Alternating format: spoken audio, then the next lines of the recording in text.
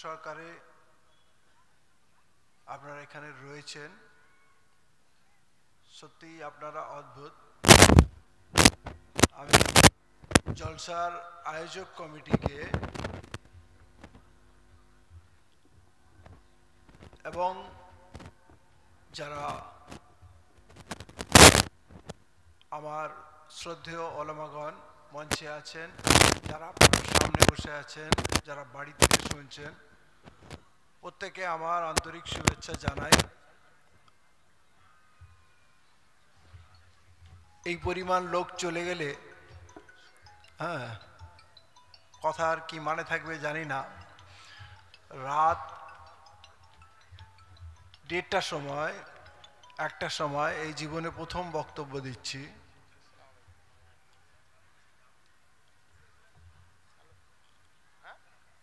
যা কিছু ভেবেছিলাম সবই গুলিয়ে গেছে। অনেকক্ষণ ধৈর্য ধরেছি। আসলে যদি কাউ বলে দেওয়া হয় যে আপনি রাত 2টোর সময় বলবেন, তাহলে তার মানসিক প্রস্তুতি থাকে আমি 2টোয় বলবো, কিন্তু অপেক্ষা করা খুব কঠিন জিনিস। তো আপনার প্রথম কথা বলি,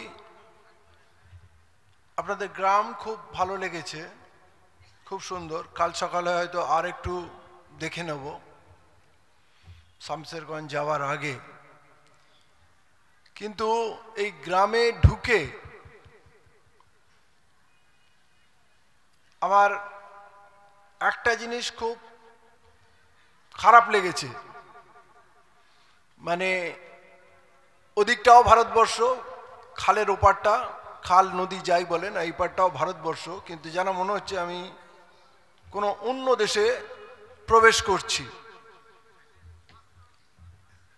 আধার কার্ড চাইতেই পারে সরকার আমার কাছে, ট্রামে বাসে আধার কার্ড চাইতেই পারে যে আপনি ভারতীয় কিনা, আপনার পরিচয়পত্র কি, দেখতেই পারে, পকেটে সব সময় থাকে।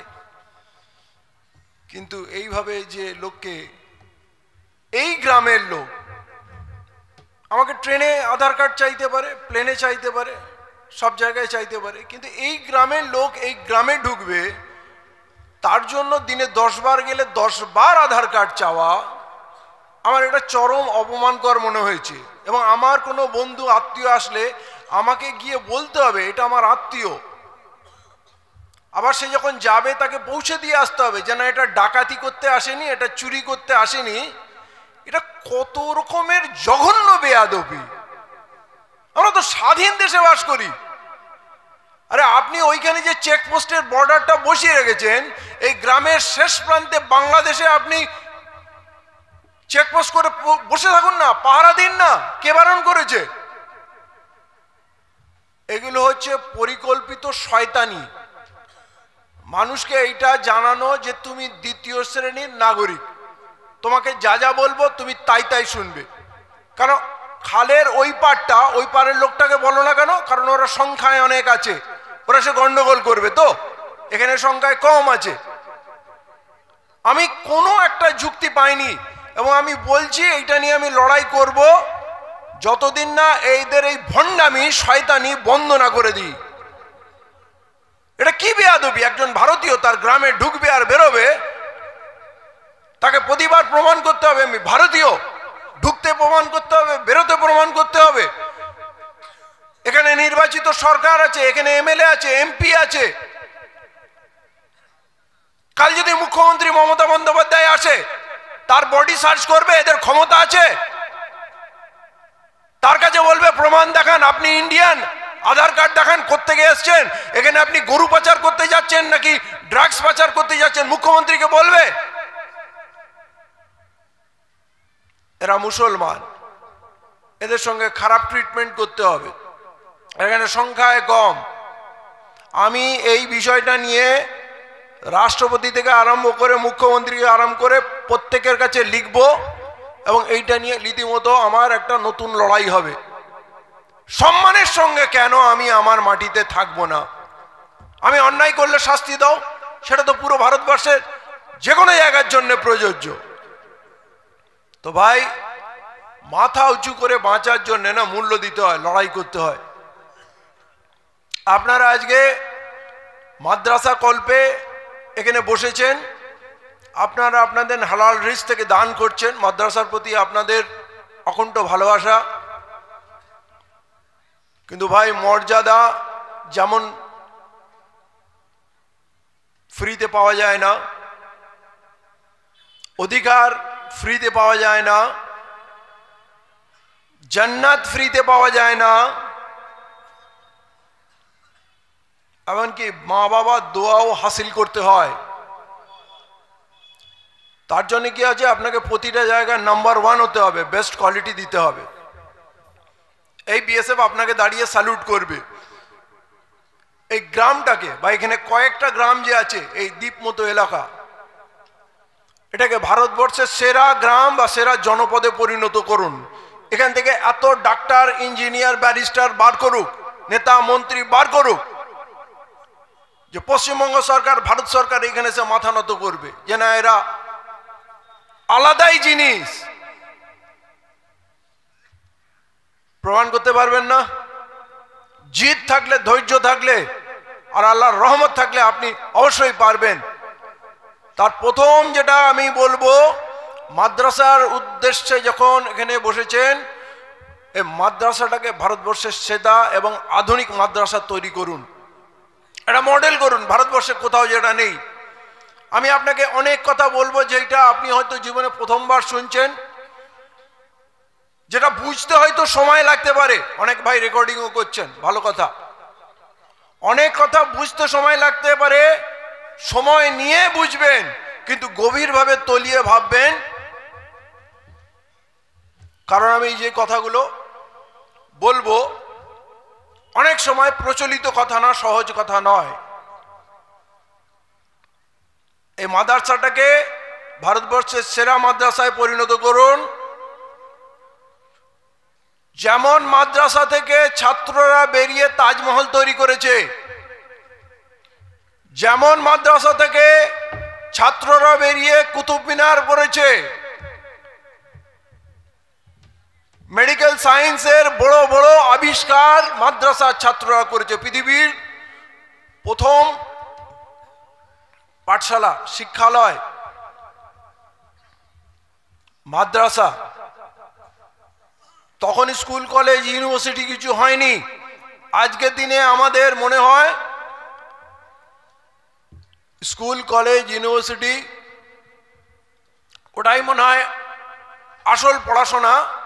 আর এইটা তো জিকির ফিকির করার জন্য, এই নামাজ কালাম করার জন্য, ইবাদত করার জন্য মাদ্রাসা না। মাদ্রাসা মানে মাদ্রাসা, মাদ্রাসা শিক্ষা প্রতিষ্ঠান। এখান থেকে বড় আলেম যখন তৈরি হবে, আলেমও বেস্ট কোয়ালিটির হবে। আলেম মানে কোরআনের শুরু থেকে শেষ পর্যন্ত শুধু মুখস্থ শোনাবে না, তার ব্যাখ্যা আপনাকে দিয়ে দেবে। এমন আলেম আপনাকে তৈরি করতে হবে।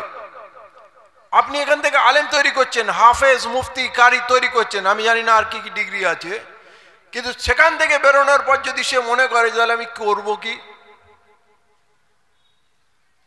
কোন মাদ্রাসায় পড়াবো, কোন মসজিদের মুয়াজ্জিন হব, কোন মসজিদের ইমাম হব, সে দিশা খুঁজে পাচ্ছে না। আমরা যখন দোয়া করি, কি দোয়া করি? রব্বানা আতাইনা ফিদ দুনিয়া হাসানা ওয়া ফিল আখিরাতি হাসানা ওয়া কিনা আযাবান নার। দুনিয়া আখিরাতের দুটোর কথা আল্লাহর কাছে চাইতো। তো মাদ্রাসা থেকে বেরোবে শুধু আল্লাহওয়ালা ছেলে কেন বেরোবে না? দুনিয়াদার কেন বেরোবে না? দুনিয়া আখিরাত দুটোই চায়। এখান থেকে ডাক্তার, ইঞ্জিনিয়ারও বেরোবে, সায়েন্টিস্টও বেরোবে, যেমন আগে বেরোতো। আগের এক একটা হেকিমি দাওয়াখানা ছিল, তাদের যা ট্রিটমেন্ট আজকের দিনে আধুনিক সায়েন্স তার কাছে ফেল হয়ে যাবে। আগে এই হাতের এই কবজিটা, নাড়িটা ধরতো, ধরে তার পুরো ইতিহাস ভূগোল বলে দিত। আর এখন হাজারটা মেডিকেল টেস্ট করেও ডাক্তার রোগ ধরতে পারছে না। একবার টেস্ট করালাম, ওই ডাক্তারের কাছে গেলাম, বললে না নতুন করে আনো, ওইটা চলবে না। আর একটার কাছে গেলাম, বলে সে নতুন করে আনো। সবার কমিশন চাই। বলে টেস্ট এত কেন করাচ্ছেন? তাহলে এত ডাক্তারি করে আপনি কি বুঝছেন? কিছু বুঝছেন না। টেস্ট না করে কিচ্ছু বুঝতে পারেন না। আসলে পুরোটা ধান্দা হয়ে গেছে। আপনাকে মেডিকেল সায়েন্সেরও মানে সুস্থ থাকার জন্য আল্লাহ রসুলের তরিকায় কিছু টিপস আপনাকে দেব, কিছু আল্লাহ রসুলের মূল্যবান সুন্নতের কথাও বলে দেব, যেটা দ্বারা আপনারা অজস্র রোগ থেকে মুক্তি পেয়ে যাবেন। মানে আল্লাহর দিন আর আল্লাহ রসুলের তরিকা, এই যে খাজানা, এইটাকে যদি আমরা ঠিক মতো যাচ পড়তাল করি, ওখান থেকে যদি আমরা তথ্য নিই, তাহলে পুরো বিজ্ঞান ফেল হয়ে যাবে। কিন্তু আমরা দুনিয়ায় বিশ্বাস বেশি করি, নিজের দিনের উপরে বিশ্বাস নেই। আমার বলার উদ্দেশ্য হচ্ছে, ব্রিটিশরা যখন পুরো পৃথিবীতে ছড়ালো, তাহলে পুরো পৃথিবীতে তাদের শিক্ষা ছড়ালো এবং ইংরাজি শিখালো সবাইকে। এখন আমরা ইংরাজি বললে একটু বেটার ফিল করি, কনফিডেন্ট ফিল করি, লোক একটু বেশি সম্মান করে। তো আমার কথা হলো, ব্রিটিশদের আগে মুসলমানরা পুরো পৃথিবীতে রাজত্ব করলো, তাহলে আমাদের আরবি শিখালো না কেন? আমরা আরবি ভাষায় কথা বলতাম।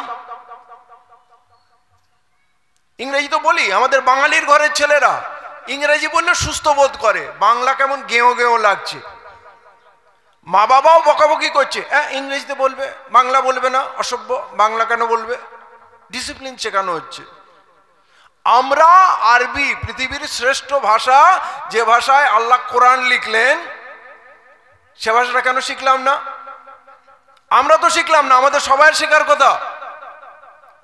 সৌদিতে যারা ড্রাইভারের কাজ করতে যায় না, দেখা গেল 5 বছর 10 বছর ড্রাইভারের কাজ করছে, উঠতে বসতে এদিকে ওদিকে কথা বলতে বলতে আরবি শিখে গেছে, আরবিতে কথা বলতে পারছে। আমরা পাচ্ছি না কেন? আমরা শিখিনি কেন? আমি আপনাকে বলছি, কলকাতায় 2টো ইংরেজি মিডিয়াম স্কুল আছে মুসলমানদের। একটা হচ্ছে ইজমা ইন্টারন্যাশনাল, আর একটা হচ্ছে উমিদ ফাউন্ডেশন, ওয়ালি রহমানি। এই 2টো স্কুলে বাংলা, হিন্দি, উর্দু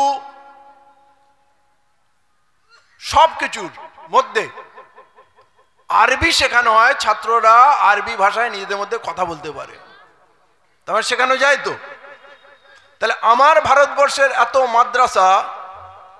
মাদ্রাসায় ছেলেরা 10 বছর পরে হাফেজ হয়ে গেল।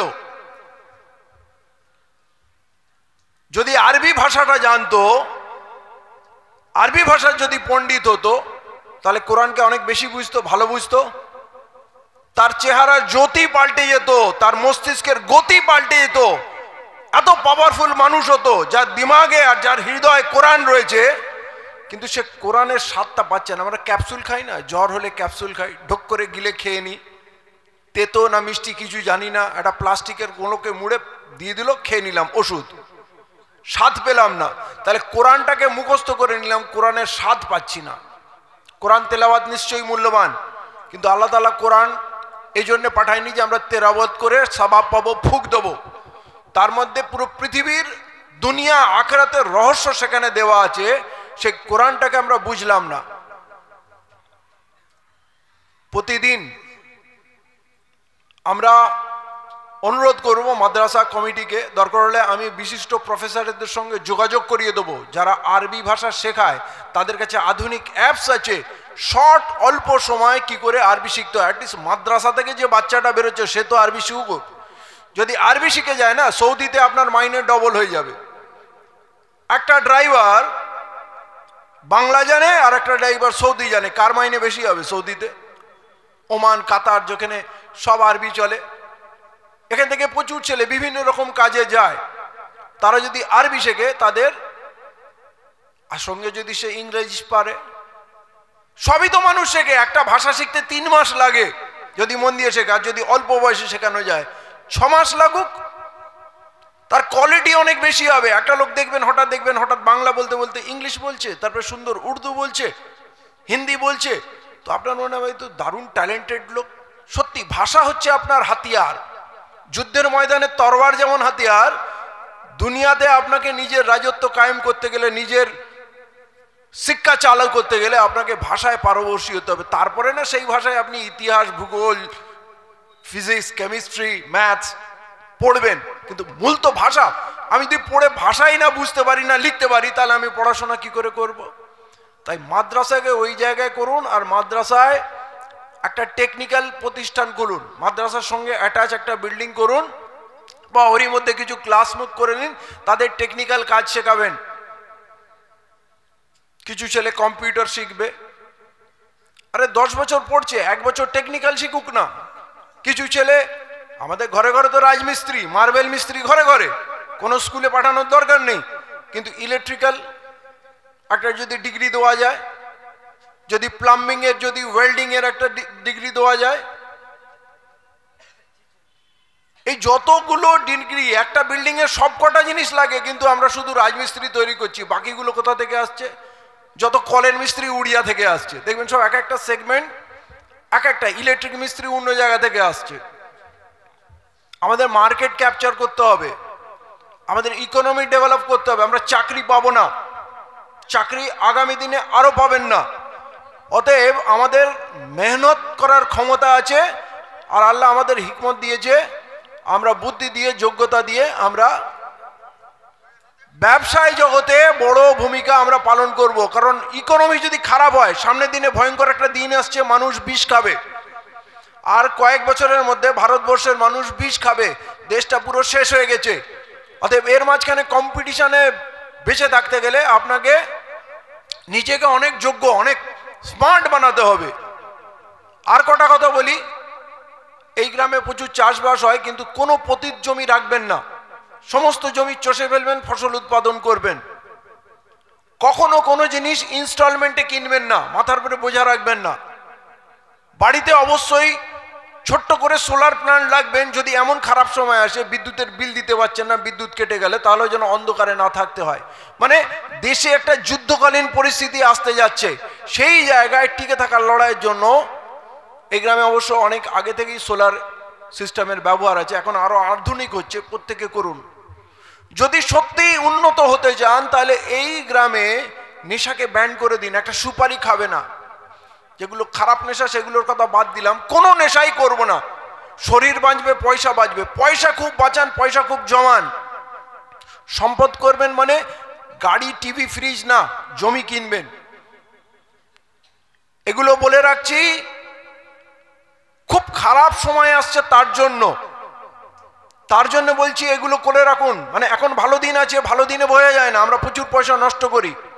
কখনো মেয়ের বিয়ে ধুমধাম করে দেবেন না, পয়সা অপচয় করবেন না, সমাজে এই নোংরামুটাকে বন্ধ করে দেন, বিয়ে একদম সিম্পল করুন রসুলের তরিকায়। আমি বলছি ভয়ঙ্কর দিন আসছে, তার থেকে বাঁচার জন্য টাকা বাঁচ করে নিন। কারণ 10 লাখ, 20 লাখ, 25 লাখ টাকা দিয়ে যে বিয়ে করছেন, এইটা তো রসুলকে নারাজ করছেন, আল্লাহকে নারাজ করছেন, এবং আপনার পয়সায় আপনি আগুন লাগাচ্ছেন। গান বাজনা তো হবেই না। কারণ কি জানেন, প্রত্যেকে জীবন একটা পায়, আমরাও একটা পেয়েছি। এখন দেখবেন চাষবাস অনেক উন্নত হয়ে গেছে, দারুণ সার, ফার্টিলাইজার, অনেক মেশিনারি ইউজ হয়, কলকারখানার প্রোডাকশন অনেক আধুনিক হয়ে গেছে। আগে আমরা কি মোবাইল, মুঠোফোন ইউজ করতাম, ওই ছোট ফোন, এখন বড় অ্যান্ড্রয়েড ইউজ করছি, তারও প্রতিদিন মডেল চেঞ্জ হচ্ছে, কম্পিটিশন আরো কত আধুনিক, আরো কত আধুনিক। আমাদের ইবাদতের জায়গাটা কোন জায়গায় আছে? ব্যবসা বাণিজ্য সব তো আধুনিক হয়ে গেল। কালো আমরা জলসায় চাঁদা দিয়ে ফ্রি হয়ে যেতাম, মসজিদ, মাদ্রাসা সব জায়গায় চাঁদা দিই, কোরবানি বছর একটা দিই, রোজাও কিছু করে নি। শেষ বয়সে একবার হজও করে আসি, ওয়াশিং মেশিনে ঢুকলাম, পুরো একেবারে মাসুম হয়ে গেলাম, আর কোনো গোনা নেই, ভাবলাম ম্যানেজ করে নিয়েছি। কাজে আসবে না, কারণ এই বিচারটা তো আল্লাহর হাতে আছে। আল্লাহ কি বলছেন? আল্লাহ বলছেন আমি আমার হক মাফ করে দিতে পারি, যেগুলো আমরা করি, নামাজ, রোজা, হজ, কোরবানি, এগুলো আল্লাহর বাস্তে করি, তো আল্লাহ বলছে আমি মাফ করে দিতে পারি, কিন্তু আমার বান্দার হক মাফ করব না। আমরা কখনো মনেই করি না বান্দার হক কি। বাপ মাকে তো দেখতে হবে, তো ফরজ, বউ বাচ্চাকে দেখতে হবে, তো ফরজ, আমাকে করতেই হবে, দায়িত্ব। কিন্তু বান্দার হক, নিকট আত্মীয়র হক, কে কত কষ্টে আছে খোঁজ নিতে হবে, প্রতিবেশীর হক। আপনারা এমন গ্রাম করুন, এই জন্য বলছি পয়সা বাঁচান, যে একটা মানুষ যেন বিনা চিকিৎসায় না থাকে, একটা মানুষ যেন পড়াশোনার ক্ষেত্রে পয়সার অভাবে আটকে না যায়। এটা গ্রামের মানুষের দায়িত্ব, যে ওই ছেলেটা দারুণ পড়াশোনা করে কিন্তু ওর বাপ পড়াতে পারছে না, গ্রামের মানুষ দায়িত্ব নেবে। কার ঘর ঠিক নেই, জাকাত ফান্ড করুন। এই যে সবাই মিলে যদি আপনারা টাকা তুলে মাদ্রাসা চালাতে পারেন, তাহলে বছরে একবার জাকাত ফান্ড করতে হবে যে এইবারে কত টাকা উঠলো, আমরা 5টা ছেলেকে কারবার করার, যারা মেহনতি ভালো ছেলে। চাকরির পিছনে ছুটবেন না, বরবাদ হয়ে যাবেন। এদেশে ভয়ঙ্কর একটা প্ল্যানিং আছে, যারা চাকরি করবে তারা বিষ খেয়ে মরবে, বিশেষ করে যারা লেবার ক্লাসের। নিজের ব্যবসা করবেন এবং জাকাত ফান্ড করে প্রতি বছর অন্তত 4-5টা ছেলেকে ছোট গাড়ি কিনে দিলেন, অটো টোটো কিনে দিলেন, ছোট্ট দোকান করে দিলেন। প্রত্যেকে চাইবেন একটা ছোট্ট ব্যবসা, নিজের ব্যবসা করব, কারণ পয়সা না থাকলে না ইমান ঠিক থাকে না। আজকের দেশে আমি আলেম ওলামাদের ডিপার্টমেন্টটা ওনাদের দিচ্ছি, আমি অন্য ডিপার্টমেন্টের কথা বলছি। আজকের দেশে একটা ভয়ঙ্কর দিন আসছে, আমি যেটা বলছি না বারবার মানুষ বিষ খাবে। দেশে লেবার অ্যাক্ট ফিনিশ হয়ে গেছে। আগে কি ছিল, 8 ঘন্টা কাজ করবেন, এখন 12-14 ঘন্টা কাজ করাচ্ছে। আগে provident fund, gratuity, pension, accidental insurance এসব ছিল, ছুটি ছিল। এখন ছুটি নেই, 30 দিন কাজ করবে, 30 দিন পয়সা পাবে। একদিন কামাই করবে, পয়সা তো পাবে না, দরকার হলে অন্য লোককে নিয়ে নেবে, তোমাকে ছেড়ে দেবে, তুমি আতঙ্কে আছো। 12 ঘন্টা কাজ করছেন, যাতায়াতে আরো 2-3 ঘন্টা লেগে গেল, 15 ঘন্টা বেরিয়ে গেল, থাকলো কি? এসে ঘুমালেন, আর ঘুম যখন ভাঙলো আবার কোন রকমের দুটো মুখে গুজে ছুটলেন। তাহলে আপনার জীবনের সামাজিক জীবন আর কিছু থাকলো না। যারা চাকরি করছে, লেবার, কারখানা লেবার, তাদের এই ভয়ঙ্কর অবস্থা। এবং তাকে মাইনে কত দিচ্ছে, তার 1000 টাকা পাওয়া উচিত, তাকে দিচ্ছে 200, 250, 300। তার সংসার চলছে না, জিনিসের দাম বাড়ছে, সে তার বউকেও কাজে পাঠাচ্ছে। বাবা মা থাকতে ছেলেগুলো এতিম হয়ে গেল, বাড়িতে কেউ দেখার নেই, শ্বশুর শাশুড়িকে দেখার কোনো লোক নেই, তাদের জীবনটা নরক হয়ে গেল। বউকে যখন নিজে কাজে যেতে হচ্ছে, সে স্বামীকে মানছে না, বাইরের লোকের সঙ্গে সম্পর্ক হচ্ছে, সংসারটা ভেঙে যাচ্ছে। আমি অন্য সমাজের কথা বিশেষভাবে বলছি, তাদের ভয়ঙ্কর এরম পরিস্থিতি। ছেলেরা বলছে আর বিয়ে করব না, কারণ এই টাকায় বিয়ে করা যায় না, সংসার করা যায় না। আর মেয়েরা বলছে কি, আমি যখন নিজেই কাজ করে খাবো তো আমি আর সংসার করব না, আমি ঘরেও করব বাইরেও করব। মানে বাইরের মজা পেয়ে গেলে আর ঘরের মজা ভালো লাগে না, সমাজটা ধ্বংস হয়ে যাবে। এই জায়গায় যাতে যেতে না হয়, আমাদের যাতে কারোর কাছে কারখানায় কাজ না করতে হয়, তার থেকে একটা তেলে ভাজার দোকান করেও যদি থাকে তো নিজের জায়গায় নিজে বসে কারবার করব, চাকরি খুঁজতে যাবেন না, কারো কোম্পানিতে যাবেন না। এবং এরা প্ল্যান করেছে, জিনিসের দাম বাড়ছে, একটা মেটেরিয়াল কস্ট আছে, তার প্রোডাকশন কস্ট, প্যাকিং কস্ট, তার বিজ্ঞাপনের কস্ট, তার ট্রান্সপোর্টেশন কস্ট, এবং সরকার ট্যাক্স নিচ্ছে। কত ট্যাক্স নিচ্ছে? 28 থেকে 35% পর্যন্ত ট্যাক্স নিচ্ছে। যে ব্যবসা করে সে 5% প্রফিট করতে পারে না, কিন্তু সরকার খাপলা মেরে 35% জিএসটি নিয়ে নিচ্ছে। কিন্তু সরকার ভাবছে না যে 10% তো প্রোডাকশন কস্ট, ওই লেবারের মাইনে হওয়া উচিত ছিল, তাহলে লেবারটাও বাঁচত। যখন জিনিসের দাম বাড়ছে তো লেবারের মাইনেটা বাড়া উচিত, কিন্তু ওইখানে ওরা লেবারকে মেরে দিচ্ছে যে এই লেবারগুলো 24 ঘন্টা কাজ করবে, না খেয়ে মরবে, এত দুর্বল হয়ে যাবে, কোনোদিন মাথা তুলে দাঁড়াতে পারবে না।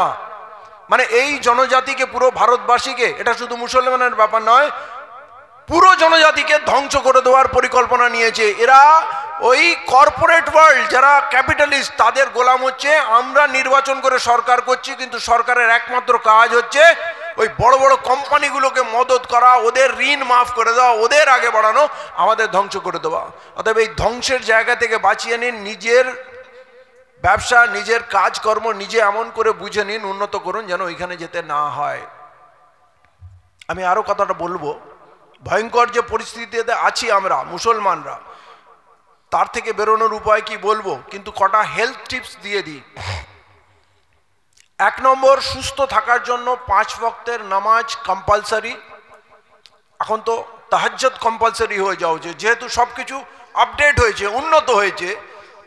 আগে ছেলেরা কি বলতো, তুই পাস করেছিস, তারপরে একটা সময় আসলো কোন ডিভিশন হলো, তার আগে কেউ ডিভিশন জিজ্ঞেস করতো না, এখন বলে কোন ডিভিশন, তারপরে ডিভিশন আর এখন আর কেউ জিজ্ঞেস করে না, ফার্স্ট ডিভিশন, সেকেন্ড ডিভিশন, এখন বলে পার্সেন্টেজ কত হলো, কি দিচ্ছিস, নিট দিচ্ছিস, WBCS দিচ্ছিস, কোন পরীক্ষায় বসছি। এখন লেভেল আলাদা হয়ে গেছে। তাহলে আমার নামাজের লেভেল শুধু 5 ওয়াক্তে থাকলে হবে না, তাহাজ্জুদ গুজারও হতে হবে।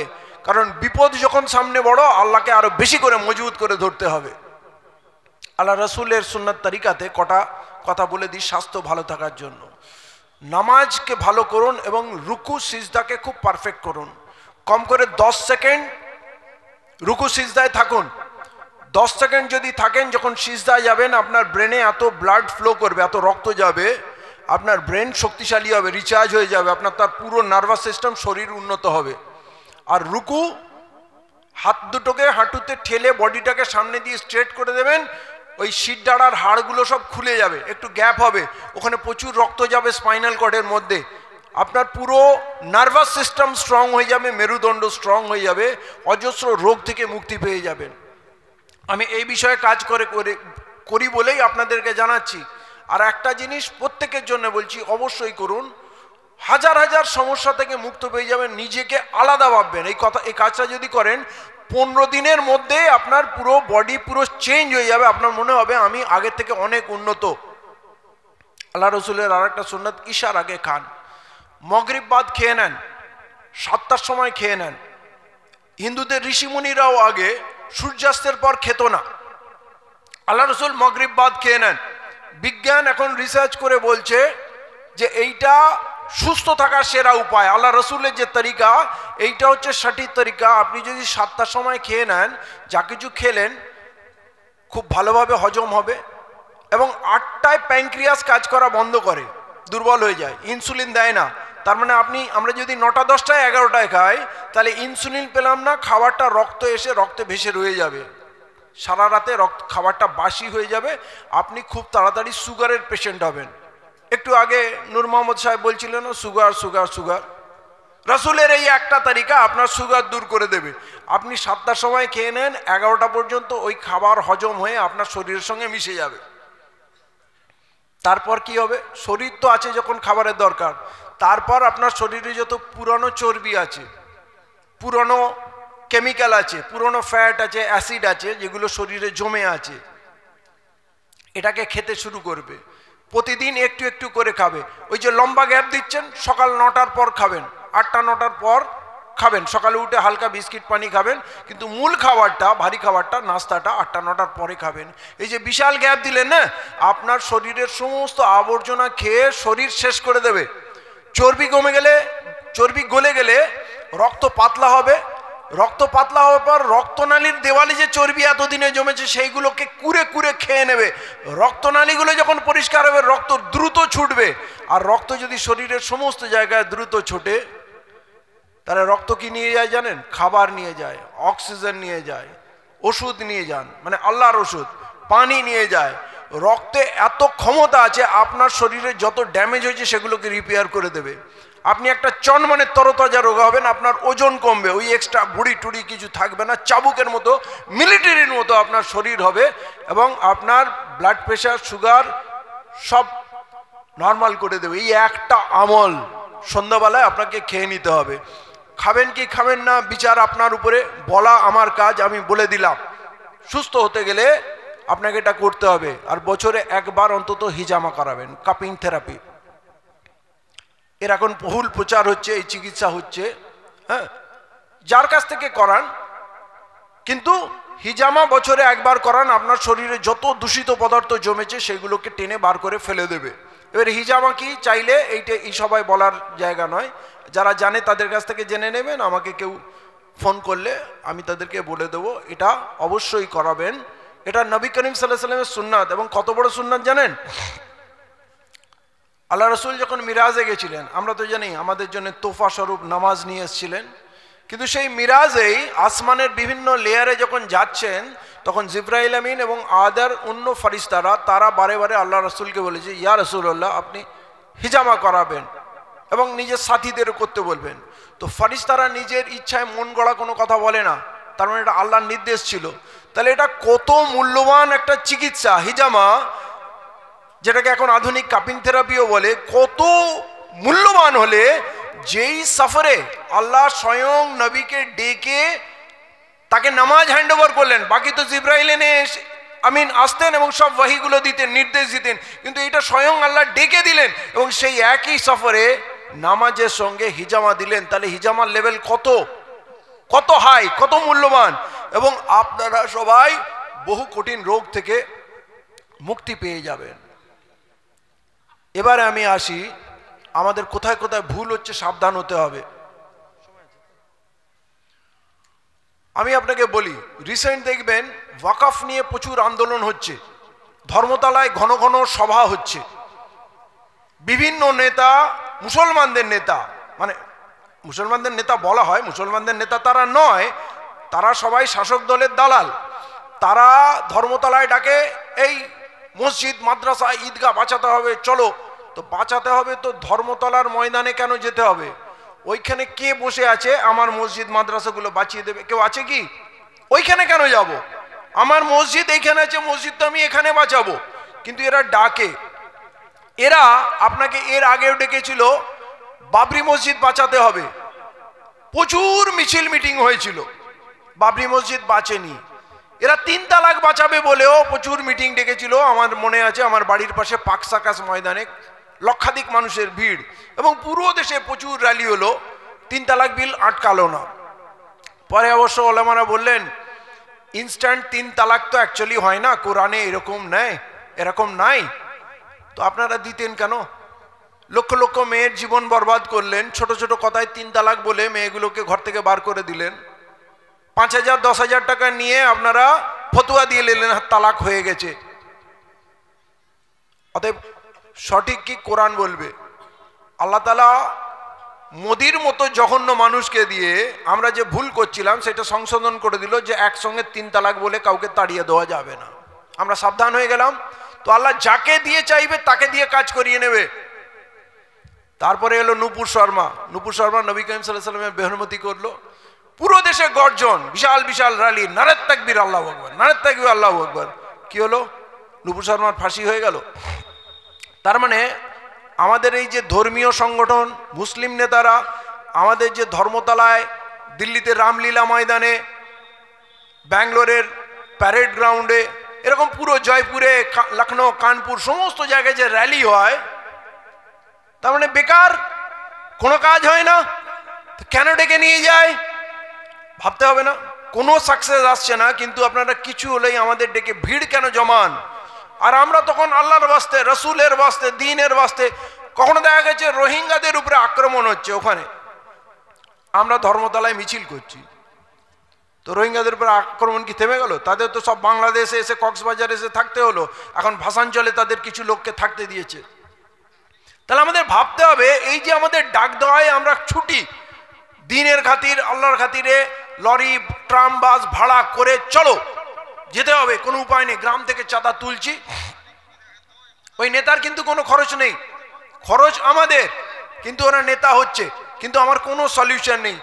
এটা কি ভয়ঙ্কর চাল? আপনাকে বলে দিই, এই কাজটা করা যাবে না। আপনি এই গ্রামে মজলিস করছেন, করুন, এই গ্রামে আপনি মজলিস করছেন, ঐক্যবদ্ধ হচ্ছেন, আলোচনা করছেন। আমরা তো আলোচনার জন্য জমেছি, এবং আমার ভালো লেগেছে যে এইখানে মঞ্চ, লাইটিং, হাবি জাবিতে আপনারা প্রচুর পয়সা নষ্ট করেননি। অনেক জায়গায় দেখেছি জলসা হচ্ছে, যেই লাইটিংটা কালী পুজোয় লাগানো ছিল, সেই লাইটিংটা এসে রাস্তার ধরে লম্বা লাগিয়ে দিল, বিশাল টাকা খরচা করে দিল। আমাদের কি এত সাজগোজ লাগে? পয়সা অপচয় করা লাগে? আমাদের তো পয়সা কম। তাহলে আমরা পয়সা এবং সময় দুটো নষ্ট করবো না, কেউ ডাকলেই ধর্মতলা ছুটবো না। গ্রামের প্রবলেম তো, আমরা গ্রামে এক কাট্টা হবো। আমরা যখন এক কাট্টা হয় কি হয় জানেন? আমরা যখন এখানে বসছি, ভালোভাবে বসছি, যখন জুম্মার নামাজে মসজিদে বসি, তখন নারে তাকবীর আল্লাহু আকবার দিই না। কেউ কোনোদিন দিয়েছে? জুম্মার নামাজে, ঈদের নামাজে দিয়েছে, বকরিদের নামাজে দিয়েছে? আমরা দিই না তো। কিন্তু যখনই রাস্তায় নামি দেখেছি সব মুসলমানরা নারে তাকবীর আল্লাহু আকবার দেয়, আর এই হাজার হাজার লরি করে, টেম্পু করে ছুটতে থাকে। আর রাস্তায় যারা টেম্পুতে যাচ্ছে, দেখা যাচ্ছে এলাকায় সে হয়তো খারাপ কাজ করে। মুসলমানদের ডাক হয়েছে, একটা টুপি কোত্থেকে জোগাড় করে পাঞ্জাবি পরে উঠে পড়লো, তার অজু নেই, নামাজ নেই, সেও লরিতে উঠে নারে তাকবীর আল্লাহু আকবার করতে করতে পশ্চিমবাংলার বিভিন্ন প্রান্ত থেকে লরি ছুটছে। কে বলেছে এদের নারে তাকবীর আল্লাহু আকবার করতে? যখন আপনি রাস্তা দিয়ে যাচ্ছেন, তখন সাঁওতাল, কৈবত, শিডুল কাস্ট, বিভিন্ন জনজাতির বাড়ির সামনে দিয়ে, পিছন দিয়ে আপনি লরি হাঁকিয়ে নারে তাকবীর আল্লাহু আকবার করতে যাচ্ছেন। কোন বিশ্ব জয় করতে যাচ্ছেন, কোন যুদ্ধক্ষেত্রে যাচ্ছে জানি না, ওরা নিজেরাও জানে না কি করছে, কিন্তু ওই লোকগুলো ভয় পেয়ে যাচ্ছে। যখন লাইন দিয়ে লরি যাচ্ছে না, তখন বলছে এত মুসলমান কোথায় যাচ্ছে। ওদের কিন্তু আনাচে কানাচে আরএসএস এর লোক আছে, ওরা বলছে তো এরা তো মানে ভয়ঙ্কর শক্তিশালী, খুব অর্গানাইজ, এর তো বিদেশ থেকে টাকা আসে, এদের কাছে প্রচুর অস্ত্র, এদের মসজিদ মাদ্রাসায় অস্ত্র ভর্তি, তোমরা তো ঘুমাচ্ছ, কাল তোমাদের সব মেরে ফেলবে এরা, তোমাদের মা বোনের ইজ্জত নিয়ে নেবে, তোমরা ঘুমাও, পড়ে থাকো। বলে না না আমাদের কি করতে হবে, বলতে আসো আরএসএস এর ক্যাম্পে আসো, অস্ত্র ট্রেনিং দেবো, মুসলমানদের হাত থেকে বাঁচতে হবে। মানে আমরা ভয় দেখিয়ে, আসলে আমাদের হিন্দু সমাজ খুব নিরীহ মানুষ, তারা সাহসী নয়, তারা খুব চটপটে না, তারা অলস, তারা কোথাও পয়সা খরচা করে এখান থেকে যে ওখানে যাবে তা নয়, তারা বাইরে গেলে মুড়ি ছাড়া কিছু খেতে যায় না, তাদের আর্থিক অবস্থাও খারাপ, তারা খুব দুর্বল। কলকাতায় কিছু বাবু টাবু আছে যারা চাকরি বাকরি পেয়েছে, কিন্তু ইন জেনারেল আমার বাংলার হিন্দু ভাই বোনেরা খুব নিরীহ, খুব অলস, দুর্বল, তারা যুদ্ধবাজও নয়। বিজেপি আরএসএস যতদিন ধরে পেট্রোল ডিজেল ঢালছে, আগুন লাগাচ্ছে, এতদিনে বড় যুদ্ধ হয়ে যাওয়ার কথা, কিন্তু যেহেতু ওরা খুব শান্তিপ্রিয়, আমি ওদের সঙ্গে মিশি, ওরা খুব নিরীহ, ওরা খুব অসহায় এবং ওরা দুর্বল, তাই আরএসএস হাতে অস্ত্র গুজে গুজে দিয়ে যাচ্ছে, তাও লড়াই করতে পারছে না। অতএব আমাদের যেন কোনো ভুল ধারণা না হয় ওই আরএসএস এর চারটে বান্দাকে দেখে, যে হিন্দুরা মনে হয় সবাই খারাপ, হিন্দুরা মনে হয় আমাদের সবাইয়ের শত্রু। তাহলে এই বাংলায় তো হিন্দু বেশি, মুসলমান তো কম, তার কবেই বিজেপির সরকার হয়ে যেত, সবাই যদি বিজেপির ভক্ত হতো, বিজেপির সরকার হয়ে যেত। কিন্তু আমরা ওদেরকে ভয় দেখিয়ে, ভিড়ে লাগিয়ে, উত্তেজনা তৈরি করে, মানে যার কোনো রেজাল্ট নেই, আমরা সেই কাজ কেন করব? আমার কথাগুলো আপনাকে মানতেই হবে তা বলছি না, মেলাবেন আমরা কোন বড় কাজটা করতে পেরেছি। আমাদের এই সমস্ত মুসলিম সংগঠনগুলো কলকাতায় ভিড় লাগাচ্ছে, এবারে বলছে দিল্লিতেও আমরা জমায়েত করব 10 লাখের লোক, এবং দেখবেন একা মুসলমানকে পেয়ে আরএসএস এর ছেলেরা অনেক সময় পিটায়, কখনো বলে গরুর মাংস রেখেছে, কখনো বলছে মোবাইল চোর, কখনো কিছু বলে একা পেলে পিটিয়ে মেরে দেয়। কিন্তু যখন আমাদের বড় ইজতেমা হয়, বড় র্যালি হয়, তখন কোনো আরএসএস কিন্তু এসে কোনো বাধা দেয় না, কোনো পুলিশ প্রশাসন বাধা দেয় না। কেন দেয় না? কারণ ওরা চায় আমরা বিশাল বিশাল জমায়েত করি আর নারে তাকবীর আল্লাহু আকবার দিই, তাহলে আমার হিন্দু ভাই বোনরা ভয় পেয়ে আরএসএস এর ক্যাম্পে বিজেপির দলে গিয়ে যাবে, যে না এই মুসলমানদেরকে আটকাতে গেলে মোদিজিই পারবে। অতএব আমাদের পলিসি চেঞ্জ করতে হবে, আমরা অহেতুক ভিড়ভাট্টা করব না, কথায় কথায় কিছু হলে আমরা থানা ঘেরাও করব না, পথ অবরোধ করব না। এই আন্দোলন অন্যদের জন্য, যাদের বাপ চাচারা সরকারে বসে আছে তারা আন্দোলন করবে। আমরা যদি আন্দোলন করি, পুলিশ সুযোগ পেলেই লাঠিচার্জ করবে, আপনাকে কেস দেবে, আপনাকে হয়রান করবে, তারা সুযোগ খুঁজে বেড়াচ্ছে। অহেতুক উত্তেজিত হয়ে রাস্তা অবরোধ অমুক তমুক করবেন না, শক্তি দেখাবেন না, শক্তি সঞ্চয় করুন। আমি প্রথম যেটা বললাম, রোজগার বাড়ান, নেশা ত্যাগ করুন, বিয়ে শাদী সিম্পল করুন, আর ইনস্টলমেন্টে মোবাইল, ফ্রিজ, টিভি এসব কিছু কিনবেন না, মাথায় বোঝা রাখবেন না, হালকা করুন। 1 নম্বর গেল নিজেকে শক্তিশালী করুন, 2 নম্বর নিজেকে স্বাস্থ্যের দিক থেকে শক্তিশালী করুন, আর 3 নম্বর পরহেজগারিতে তাহাজ্জুদ গুজার হয়ে যান। এবারে ফাইনাল রাউন্ড আসছে, তাহলে আমাদের করতে কি হবে? করতে এটাই হবে, আল্লাহর বান্দার হক আদা করতে হবে। আপনার গ্রামে আপনারা তো সংগঠিত, এখানে অন্য জায়গার তুলনায় সংগঠিত, আপনারা মসজিদ মাদ্রাসা সব চালাচ্ছেন, আপনাদের বাইতুল মাল থাকতে হবে, একটা মানুষ যেন ক্ষুধার্ত না থাকে, কারো যেন পড়াশোনা না আটকায়, কারো যেন চিকিৎসা না আটকায়। এইটা যখন দেখবেন তখন আপনার ভিতরে একটা সন্তুষ্টি আসবে। আমি গেছিলাম দিল্লিতে কৃষক আন্দোলনে, 1 সপ্তাহ ছিলাম। ওদের শিখদের, পাঞ্জাবিদের রাস্তার দুধারে ওরা ক্যাম্প খাটিয়েছিল, লক্ষাধিক মানুষ ছিল, ওদের ওখানে 1 সপ্তাহ ছিলাম। ওরা ওদের ট্রাক্টরগুলো নিয়ে এসেছিল, ট্রাক্টরের পিছনে একটা ট্রলি করে বাড়ি করে নিয়ে এসছে, মানে 1 রুম ফ্ল্যাট, সেইখানে কিছু ট্রলিতে এসিও লাগানো আছে, ইনভার্টার দেওয়া আছে, ফ্যান লাইট সব আছে, গদি বিছানা, আমাদের একটা ওইরকম খুপড়ি দিয়ে দিল। আমি 1 সপ্তাহে ছিলাম। রাস্তার 2 ধারে লঙ্গর, হরেক রকমের খানা, গরম খানা সব সময় চলছে, এদিকে খিচড়ি তো ওদিকে রুটি, ওদিকে সালান, তারপরে কোথাও মালপুয়া দিচ্ছে, কোথাও অমৃতি করছে, কোথাও হালুয়া দিচ্ছে, মানে হরেক রকমের খানা যে যা দিয়েই যাচ্ছে 24 ঘন্টা। কেউ কারো জাত ধর্ম জিজ্ঞেস করে না, একটা ফকির রাজা যেই আসুক ওইখানে বসবে, একটা প্লেট নেবে, ওদের চাটাইয়ে বসবে, খাবে, আবার খাওয়ার পর ওই প্লেটটা তুলে নিয়ে গিয়ে ডাস্টবিনে ফেলবে, চলে যাবে, কাউকে জিজ্ঞেস করবে না। আমি ভাবলাম রাস্তার দুধারে লঙ্গর খোলা আছে, এত খাবার আসে কোত্থেকে? আমাদের জিজ্ঞেস করলাম, বললো আমাদের ফসল যা ওঠে তার একটা বড় অংশ আমরা লঙ্গরে দান করে দিই। আল্লাহ এই কাজটা আমাদের দিয়েছিল। আল্লাহ তাআলা কি বলেন, वो लोग हम में से है जो भूखे को खाना खिलाए, बेसहारा को सहारा दे, मजबूर लोगों की हिफाजत करे। আল্লাহ তো কাউকে নিজে শরীক করে না, কিন্তু আল্লাহ বলছেন এরা আমার দলের, যারা এই কাজগুলো করে, মানে আমার কাজ এরা করছে। কিন্তু দেখা যাচ্ছে এই কাজটা আমরা ছেড়ে দিয়েছি, শিখরা এটা কাজ করছে।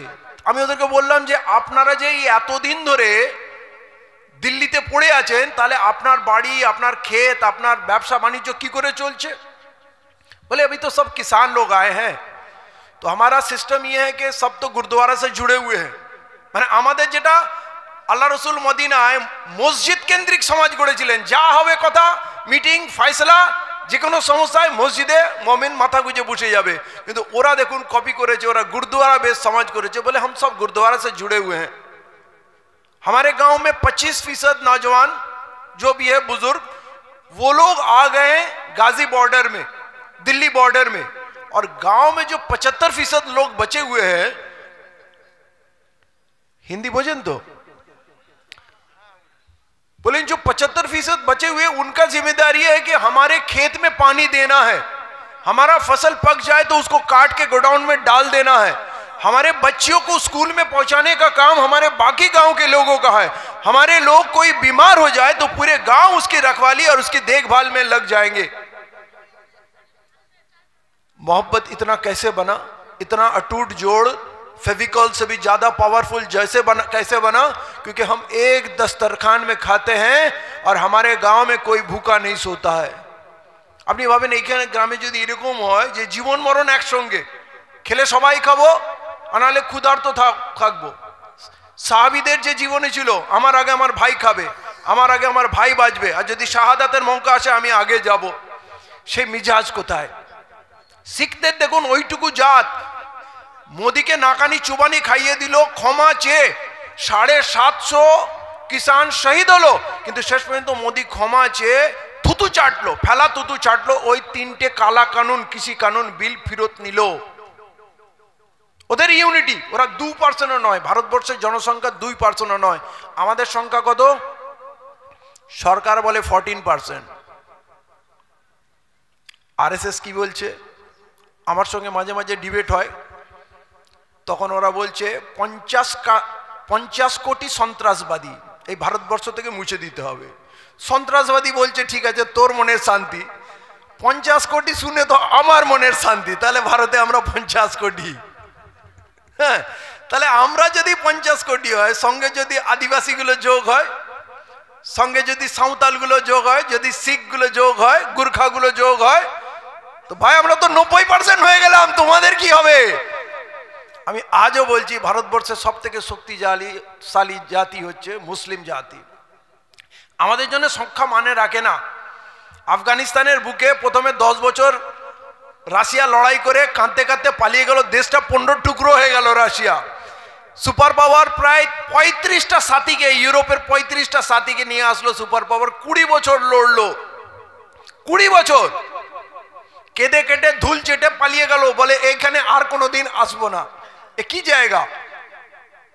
ওরা জানতো কি 20 বছর পর স্বাধীনতা পাবে?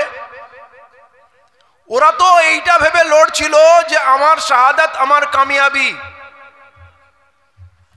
ওদের কোনো লিমিট নেই, যদি 50 বছর লড়তো তো 50 বছর ওরা লড়ে যাবে, ওদের কোনো ক্লান্তি নেই। আল্লাহর বাস্তে লড়ছি, তো যে কাজ আপনি আল্লাহর বাস্তে করবেন সেই কাজ সহজ হয়ে যাবে। আপনার এখানে গুনে গুনে কড়কড়ে নোট দেওয়া সহজ হয়েছে, কারণ আল্লাহর বাস্তে দিচ্ছেন।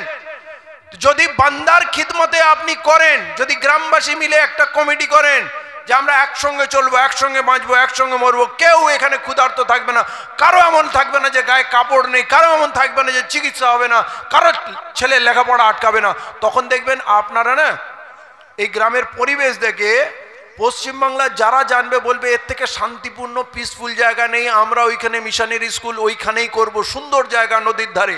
আপনারা যে সংখ্যাটি অল্প দেখছেন, তখন দেখবেন 10খানা 20খানা মিশনারি স্কুল কলেজ এইখানে এসে তৈরি হয়ে যাবে। আপনাদের জন্য অপরচুনিটি কি হবে?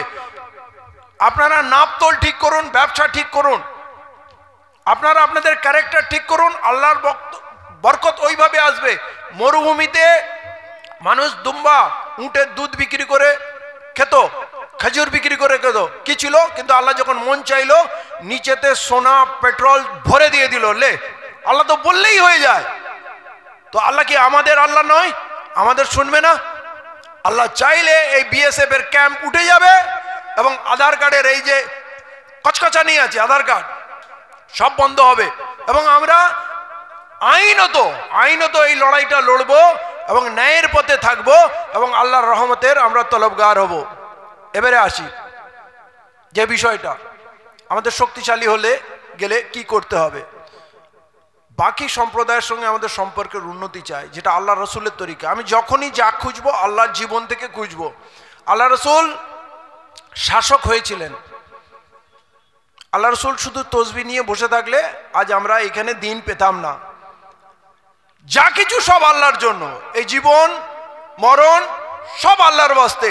কারণ আমার তো হাতে কটা দিন আছে, আমাকে তো জান্নাতে যেতে হবে, আল্লাহকে রাজি করে নিতে হবে। আমার তিনতলা বাড়ি, কি আমি তিনতলা বাড়ি নিয়ে যাব? আমার অনেক জমি, অনেক গাড়ি, কি নিয়ে যাব? কারো মনে যদি আঘাত দিয়ে থাকি তার হিসাব অনেক ভারী হয়ে যাবে, সব গুনার উপরে ভারী হয়ে যাবে কাউকে মনে আঘাত দিয়ে দেওয়া, তাহলে আমার মার্জিত ব্যবহার হবো। আমরা যখন পথে গেলে যাব, মুসলিম অমুসলিম দেখবো না, যে কোনো মানুষকে, বয়স্ক মানুষ কষ্ট হচ্ছে আপনি বসুন, মা আপনি বসুন, বাচ্চা আছে এদিকে বসতে দাও। আমাদের মন নরম হবে, মোমের মতো নরম মোম হবে, আমাদের ব্যবহার দেখে মানুষ মুগ্ধ হয়ে যাবে যে না মুসলমান ছেলেটাকে দেখলাম কি ভালো ব্যাপার। এই যে মাথায় ঢুকিয়েছে না মুসলমান মানে সন্ত্রাসী, মুসলমান মানে অমুক, মুসলমান মানে তমুক, এইটা আমাদের ট্রেন্ড চেঞ্জ করতে হবে। মুসলমান অনেক জেন্টলম্যান, দারুণ মানুষ, দারুণ ব্যবহার। কিন্তু দুর্ভাগ্য আমার সমাজের দুষ্টু ছেলেগুলোকে পলিটিক্যাল পার্টিগুলো বম পিস্তল দিয়ে হিরো বানিয়েছে। তুমি খুব ট্যালেন্টেড, তোমাকে পুরো ব্লকের সভাপতি করে দিলাম, তুমি লুটে পুটে খাও আর মাল কিছু অর্ধেক আমাকে উপরে সাপ্লাই করো। কিন্তু এই যে দুষ্টু ছেলেগুলো এইসব বাদরামু করে বেড়াচ্ছে, ভাবছে টাকা পয়সা, স্করপিও গাড়ি, মোটা চেন হচ্ছে, সব তো ফেসে যাবি, কবরে গিয়ে তো ফেসে যাবি।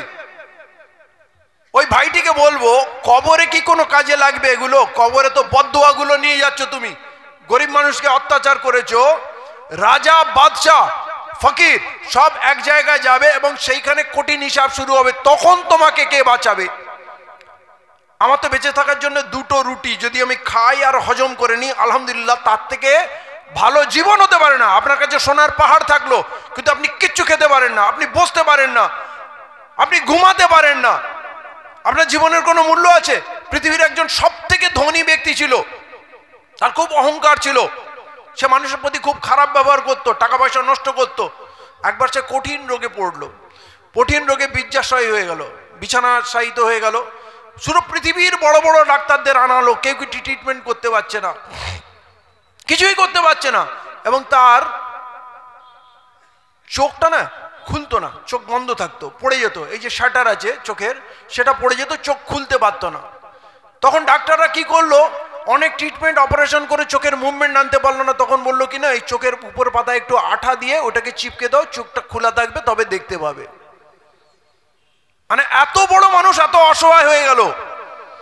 যখন শেষ বেলায় তাকে জিজ্ঞেস করলো যে আপনার তো এত সম্পদ, আপনি এই সমস্ত সম্পদের বিনিময়ে যদি চান তাহলে কি চাইবেন? বলছে আমি যদি একবার নিজের ক্ষমতায় এই চোখের পলকটা তুলে আর বন্ধ করতে পারতাম তাহলে আমি আমার এই সমস্ত সম্পদ দিয়ে দেবো, আমার জন্য এই সম্পদের কোনো মূল্য নেই। আপনারা কখনো ভেবেছেন আমরা দিনে কতবার চোখের পলক পাল্টাই? এই নিঃশ্বাস নিচ্ছি, নিঃশ্বাস ছাড়ছি, খাবার খাচ্ছি, পায়খানা ক্লিয়ার হয়ে গেল, কবার আল্লাহকে মনে করলাম অন্তর থেকে? কবার নিজের বাপ মা যারা চলে গেছে তাদের জন্য কাঁদা কাটা করলাম? কার কথা মনে রেখেছি? নিজের অহংকার, দাম্ভিকতা, বড় কথা, নোংরা কথা। আমরা বলি আল্লাহু আকবার, আল্লাহ ছাড়া, আল্লাহ থেকে বড় কেউ নেই, আল্লাহ সব থেকে বড়, সব থেকে শক্তিশালী, আল্লাহই মাবুদ। কিন্তু ভয় পাই পার্টিকে, ভয় পায় পুলিশকে, বিএসএফকে, গুন্ডাকে, সারা দুনিয়াকে ভয় পায়। আল্লাহর ভয় থাকলো কোথায়? যদি আল্লাহর ভয় থাকে তাহলে আর কারো ভয় আসবে না। তো আমাদের একটা উন্নত জাতি তৈরি হতে হবে। এবং আর একটা কথা বলবো, ন্যায়ের ওপরে সব কিছু করবেন আপনারা। পলিটিক্স করার দরকার নেই, কারণ পলিটিক্স করার মতো উপযুক্ত আমরা হইনি। কিন্তু ন্যায়ের উপরে সিদ্ধান্ত নেবেন। আপনাদের যখন এই পুরো জাজিরায়, এই পুরো দ্বীপটায় যখন আপনারা মহব্বত কায়েম করবেন, ভালোবাসা, একে অপরের প্রতি অটুট ভালোবাসা, তখন কি হবে জানেন?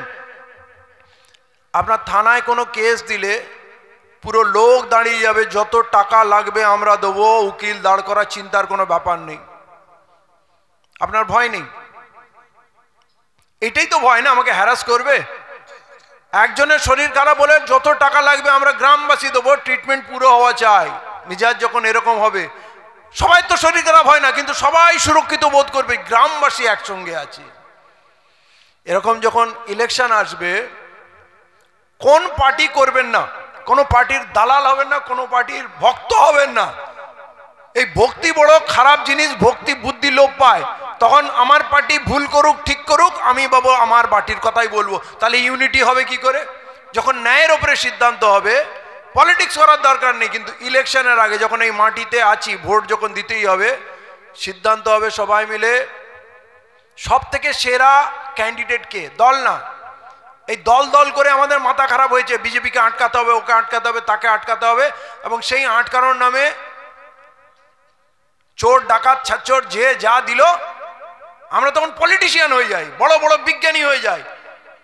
চোর ছাচর ইতরকে আমরা ভোট দিতে বাধ্য হই এই পলিটিক্যাল বুদ্ধি লাগানোর জন্য।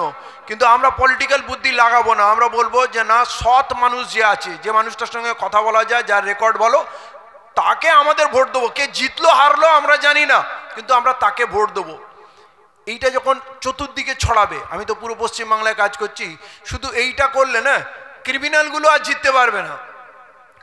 আপনারা যখন এক কাটটা হবেন, ক্রিমিনাল জিততে পারবে না। না, আমরা ভালো লোক দিলে তবে ভোট দেবো, না হলে দেবো না। যে আমাদের সঙ্গে দেখা করবে, আমাদের কথা শুনবে, সে এমএলএ হবে, সে এমপি হবে, আমার এখানে বিএসএফ ক্যাম্পটা তুলে দেবে। বিএসএফ ক্যাম্পে অসুবিধা নেই, এই গ্রামের শেষ প্রান্তে বাংলাদেশ বর্ডারে ক্যাম্প বসাক, ওদের নাস্তা পানি খাওয়া, ওদের যা কিছু লাগবে সব আমরা দেবো, পূর্ণ সহযোগিতা করব। সরকারের তো দায়িত্ব আছে, কিন্তু আমাদের সহযোগিতা থাকবে, ও তো আমাদের সুরক্ষার জন্য। কিন্তু আমরা খালি বলবো ওই দিকটা না বসে পিছন দিকটা বাংলাদেশ বর্ডারে এসে বসো, আমরা ভারতীয়, ভারতের মাটিতে আছে, আমাদের সঙ্গে তোমার পাহারাদের কি দরকার? কি এত চেকিং করো? আমরা কি বোম পিস্তল নিয়ে যাচ্ছি নাকি আমরা বারুদ নিয়ে যাচ্ছি? কি নিয়ে যাচ্ছি? সন্দেহ কেন করো? আমি তো ভারতীয়, আমাকে কেন সন্দেহ করবে? আমাকে বাংলাদেশি ভেবো না, আমাকে পাকিস্তানি ভেবো না, আমাকে আফগানিস্তানি ভেবো না। তুমি আমাকে বিশ্বাস করো, মুসলমান কোনোদিন গাদ্দারি করে না। গান্ধীজিকে মুসলমান মারেনি, ইন্দিরা গান্ধীকে মুসলমান মারেনি, রাজীব গান্ধীকে মুসলমান মারেনি।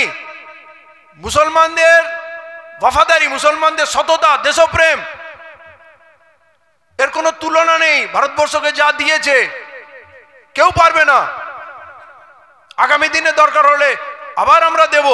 এবং আজও ভারতবর্ষ যে টিকে আছে না, তার বুনিয়াদ হচ্ছে মুসলমান। ওই যে বললো 50 কোটি, 40-50 কোটি যাই হবে, এই মেহনতকশ লোক, এদের কারণেই ভারতবর্ষ টিকে আছে। যারা সরকারের কিচ্ছু নেয় না, শুধু ট্যাক্স দেয় আর কাজ করে, ট্যাক্স দেয় আর কাজ করে।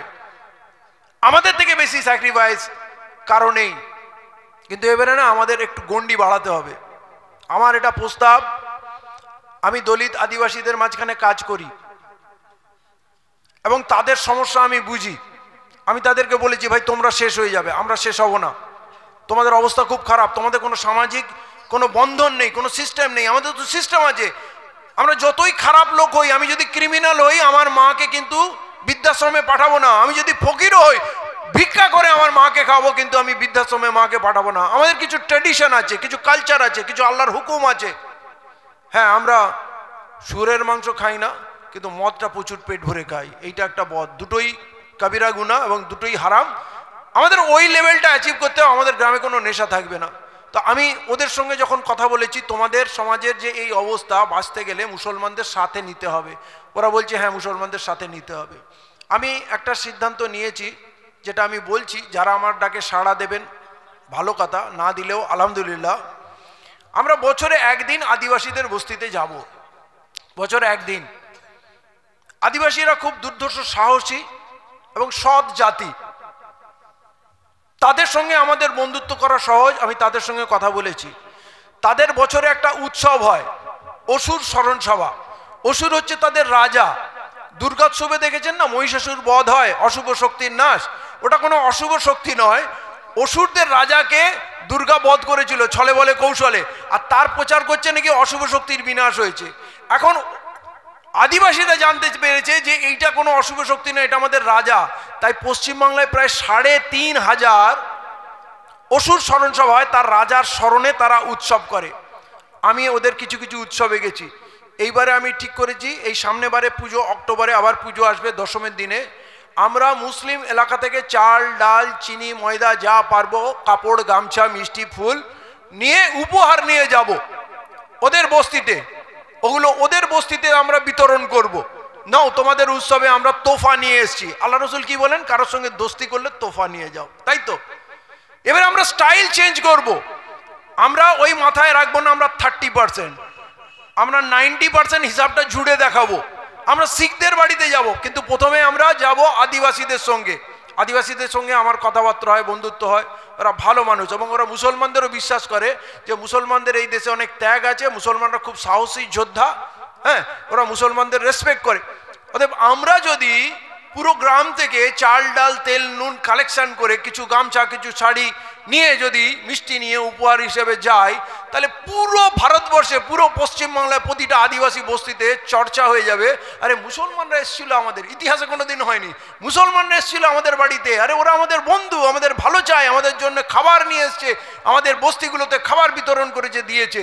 তখন কিন্তু ডায়লগ দিয়ে মহব্বত হয় না, খালি ভাষা দিয়ে মহব্বত হবে কি? তোফা লেনদেন। আমাদের আল্লাহ রসুল কেন বলছে এক থালিতে খাও? এখন আমরা খাই না, ওই এক দাস্তারখানে অন্তত শিখরা বসছে, ওরা মহব্বত কায়েম করেছে, আমাদের মহব্বত কায়েম করতে হবে। এই চিন্তাগুলো, আমরা রাস্তায় যাব না, হই হট্টগোল করবো না, শক্তি দেখাবো না, ভিতর থেকে শক্তিশালী হব, মজবুত হব। কাল থানায় আপনার যদি কেউ ডেকে দেয় একজনকে, থানায় কথা বলার লোক থাকে না। আমি একটা কাজ করি, আপনাদের কোনো সমস্যা হলে আমি একটা টিম ডেভেলপ করছি। আপনার থানার কোনো প্রবলেম হলে লোক ঘাবড়ে যায়, কি করবে, থানায় কি কমপ্লেন আছে না আছে, ম্যাটার কাগজপত্র যা পেলেন আমাকে হোয়াটসঅ্যাপ করে দেবেন। আমি আমার উকিলকে দিয়ে যাচাই করে দেবো কি ম্যাটার কি ম্যাটার। দরকার হলে ওই থানাকে, ডিএমকে, এসপিকে আমার টিম মেল করবে, দরকার হলে থানায় ফোন করবে, ওরা বুঝে যাবে এদের পিছনে একটা ডেডিকেটেড টিম আছে যারা আইন বোঝে। এই গ্রামের লোককে যেমন একটু কিছুতেই ভিতরে করে দেবো, এই করে দেবো, ওই করে দেবো, ফেসবুকে 4 লাইন লিখছে, বলছে এই তোকে কেস দিয়ে দেবো, ভিতরে করে দেবো, মুছে দে। আরে আমার তো কথা বলার অধিকার আছে, সাংবিধানিক অধিকার আছে, আমি কেন কথা বলবো না? কিন্তু এটা সম্ভব, আমরা অপরাধও করব না, আইনও বুঝবো, দরকার হলে ওসিকে কেস দিয়ে দেবো। কি ওসিকে কেস দেওয়া যায় তো, এসপিকে কেস দেওয়া যায় তো, মুখ্যমন্ত্রীকে কেস দেওয়া যায়। মুখ্যমন্ত্রীকে কেস হয় না, কতবার আদালতে মুখ্যমন্ত্রীকে ডাকে। এবারে আমরা পাল্টা কেস দেবো, কেস খাবো না, আমরা রাস্তায় নামবো না, হই হট্টগোল করবো না, থানা ঘেরাও করবো না, পুলিশকে সুযোগ দেবো না। কিন্তু পুলিশ যখন দেখবে চতুর্দিক থেকে আমার নামে কমপ্লেন আসছে, আমি অনেক ওসি না 12টা বাজিয়ে দিয়েছি এই করে, আমার বাড়ি সাকরাইলে, থানায় গেলে খুব খারাপ ব্যবহার করতো আমার ছেলেপুলেদের। কোনো কমপ্লেন নিয়ে গেল, কেউ আহত হয়েছে, মার খেয়েছে, তাকে বসিয়ে গায়ে বসে, বড়বাবু আসে না, ফোন করে যে মেরেছে তাকে বলছে এই তোমার নামে কমপ্লেন করতে এসছে, তুমি কি আসবে? বলে আমি আসছি। চলে আসলো, এসে দেখা গেল তার কমপ্লেনটা আগে নিয়ে নিল, যে মার খেয়েছে তাকে বলছে ও নাকি মেরেছে, কেস দিয়ে দিল। এ তো খুব খারাপ জিনিস। আলাম ওসিকে এবার একটু টাইট দিতে হবে। আলাম এলাকায় যত চুল্লুর ঠেক, গাঁজার ঠেক আছে, মদের ঠেক আছে, ইলিগাল খাটাল আছে, যত খারাপ কাজ হয়, পুলিশ কোথায় তোলাবাজি করছে, পুলিশ কোথায় হেলমেট কেস ধরছে, গাড়ি থামিয়ে থামিয়ে যত করছে, সব ভিডিও কালেক্ট করো, সব এভিডেন্স চাই। আর রোজ একটা করে মেল করছে। মেল কাকে করছে?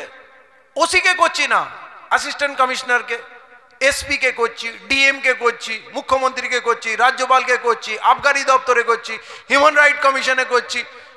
20-25টা দপ্তরে মেল করে দিলাম। 20-25টা দপ্তর থেকে মেল ওসিকে বলছে যে রিপোর্ট দাও, কি হয়েছে। ওসি তো পাগলা, একটা রিপোর্ট দেবে কি, পরের দিন আরেকটা মেল চলে গেল, তারপরে দিন আরেকটা। যখন 20-25টা মেল দিলাম তখন ওসি পাগলা হয়ে গিয়ে অ্যাসিস্ট্যান্ট কমিশনারকে ধরলো যে আমাকে বাঁচান। অ্যাসিস্ট্যান্ট কমিশনার আমাদের ডেকে বললো যে কি সমস্যা। আমার সমস্যা হচ্ছে আমরা গেলে থানায় পাত্তা দেয় না, তাই আমরা ওকে একটু ব্যস্ত করে দিয়েছি, ও রিপোর্ট লিখে লিখে পাগলা হয়ে যাচ্ছে। তখন এসি বলছে আমি দায়িত্ব নিয়ে বলছি আপনাদের যা সমস্যা আমি মেটাবো, কিন্তু উপরে মেল করবেন না, কারণ উপরে ওর রেকর্ড খারাপ হয়ে যাচ্ছে, ওর ডিমোশন হবে, প্রমোশন কি হয়ে যাবে।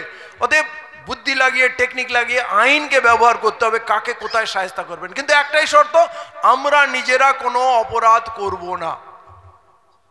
এর জন্য তো আপনার ইউনিটি দরকার। আমি দরকার হলে আপনার কেসটা হাইকোর্টেও দাঁড় করিয়ে দেবো। এই কালো কোট পরে আছি বলে আমি কিন্তু অ্যাডভোকেট না, ঠিক আছে, কিন্তু আমি অ্যাডভোকেটের বাপ, এইটা বুঝলাম। কাকে কোথায় টাইট দিতে হবে যেটা উকিল বলতে পারবে না, সেইটা আমি বলে দেবো, আল্লাহ সেইটুকু হিকমত দিয়েছে। তো হাইকোর্টে প্রচুর বন্ধু বান্ধব, তাদের অল্প বিস্তর খরচ দিতে হবে। আপনারা টাকা পুঁজি কালেক্ট করে আপনার কাছে রাখবেন, আমাকে কোনোদিন চারানা দিতে হবে না।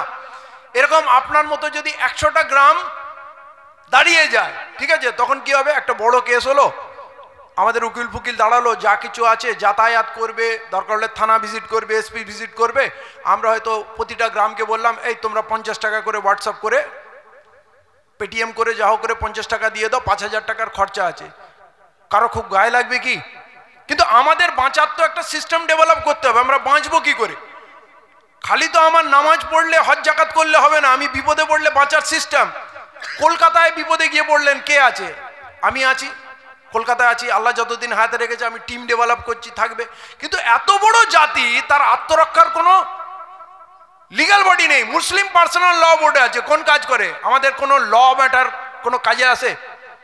লিগ্যাল ম্যাটারে কোনো কাজ করেছে? মুসলিম পার্সোনাল ল বোর্ডের মেম্বার কি হচ্ছে কামরুজ্জামান, ও লর কি বোঝে?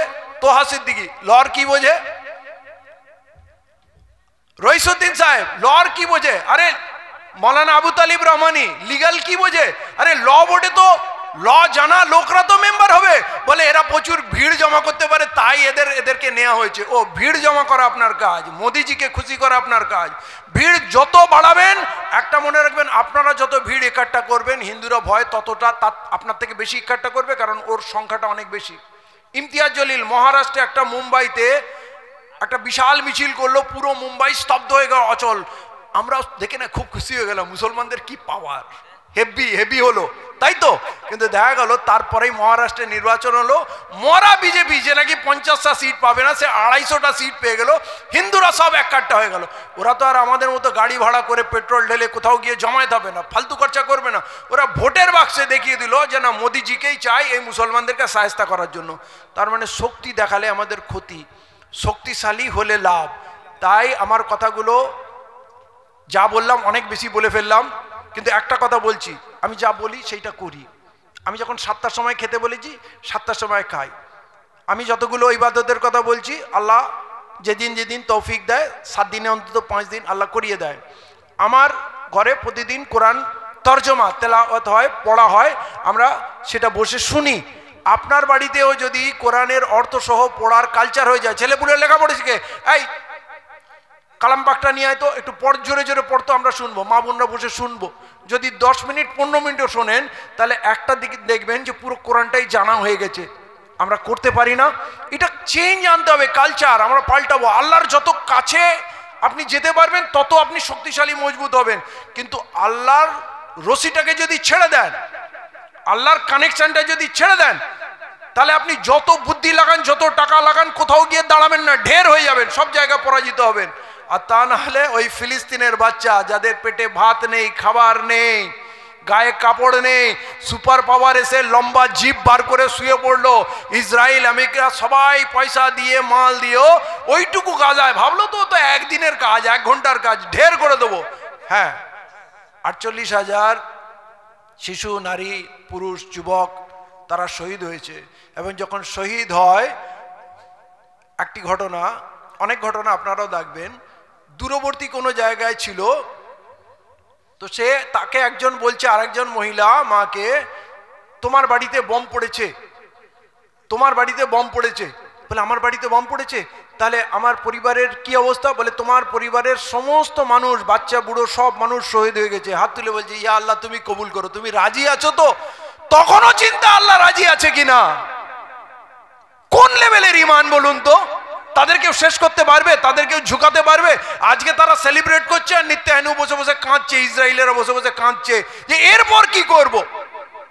আমেরিকাকে আল্লাহ দেখালো, এমন আগুন দিল, আল্লাহই জানে কিসের আগুন, সারা দুনিয়া মিলে তাকে থামাতে পারছে না, জ্বলেই যাচ্ছে জ্বলেই যাচ্ছে।